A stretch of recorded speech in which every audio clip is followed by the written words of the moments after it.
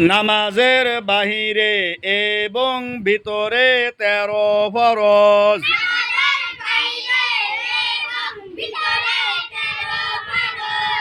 নামাজের বাহিরে 7 ফরজ।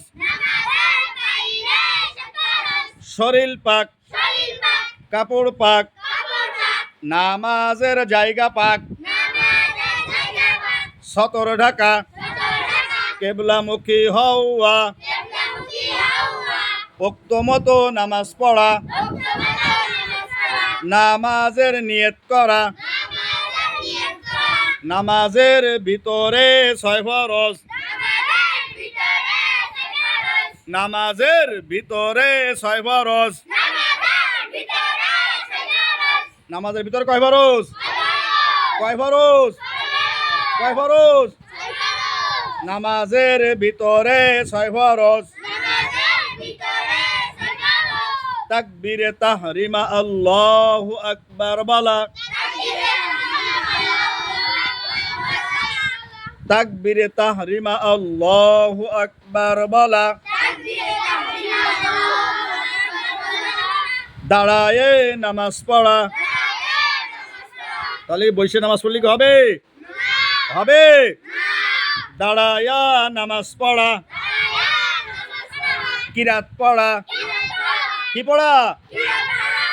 কি পড়া? রুকু করা, রুকু করা, 2 সিজদা করা। তাহলে কি 1 সিজদা করলে হবে? হবে? সবাই বলতে হবে 1 সিজদা করলে হবে? 2 সিজদা করা। আখেরি বৈঠক। তাহলে শেষ বৈঠক না করলে কি নামাজ হবে? বলে নামাজ হবে? তাহলে শেষ বৈঠক করতে হবে কি না? ঠিক আছে তো? তাহলে নামাজের বাহিরে এবং ভিতরে কয় ফরজ? কয় ফরজ?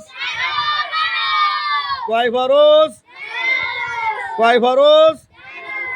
নামাজের বাহিরে কয় ফরজ? নামাজের বাহিরে 7 ফরজ। কয় ফরজ? কয় ফরজ? কয় ফরজ?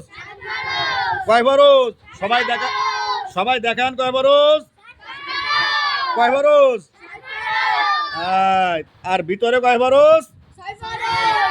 তাহলে মোট কয় ফরজ হইল? কয় ফরজ হইল? আপনি বলেন কয় ফরজ হইল? আপনি বলেন, আপনি বলেন, আপনি বলেন, আপনি বলেন, আপনি আপনি আপনি তাহলে এই 13 ফরজে যদি একটাও ছুটে যায় তাহলে কি নামাজ হবে? হবে? নামাজ হবে? ঠিক আছে তো? সকালে মুখস্থ হবে না? ঠিক আছে।